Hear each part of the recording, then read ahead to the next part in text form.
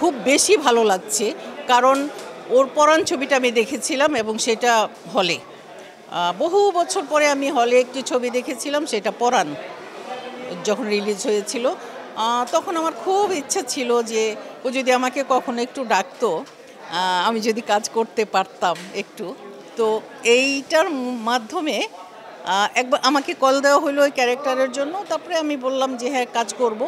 তারপরে অনেক গ্যাপ, আমি ভাবছি যে হয়তো অন্য কাউকে নিয়ে কাজ করছে, কিন্তু শুটিংয়ের 2-3 দিন আগে আবার আমাকে কল দিল।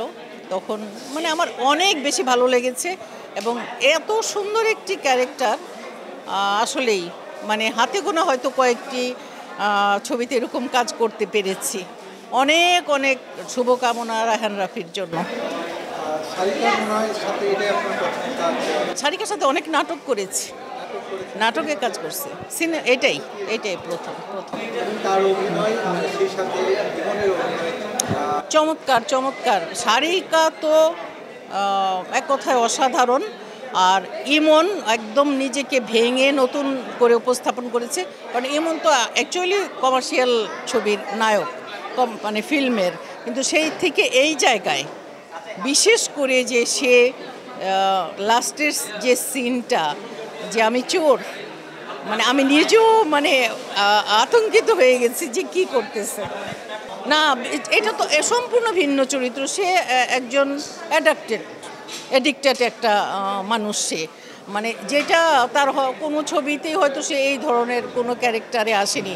সে বারবার একই কাজ করে, বারবার ক্ষমা চায়, বারবার এইটাই করে, এবং শেষ পর্যন্ত তার জীবনটা দিয়ে দিতে হলো। এর চেয়ে আর কি ট্র্যাজেডি হতে পারে।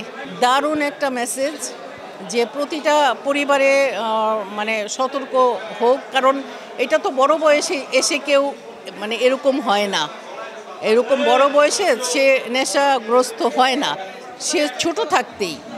মানে আমার বাসা হলো বাংলা টিভির গলিতে, আমি ওখানে দেখি যে এতটুকু ছেলেগুলা 9-10 হয়তো পড়ে। আমি জিজ্ঞেসও করি, সিগারেট খাচ্ছ কেন, কোন ক্লাসে পড়ো? 9-এ পড়ি, 10-এ পড়ি।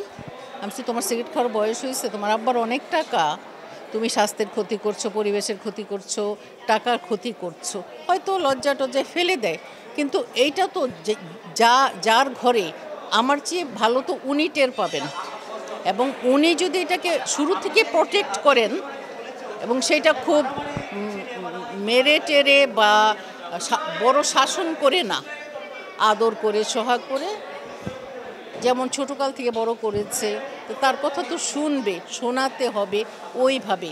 এই পথে গেলে আর কেউ মনে হয় না যে সুস্থ স্বাভাবিক জীবনে ফিরে আসতে পারে।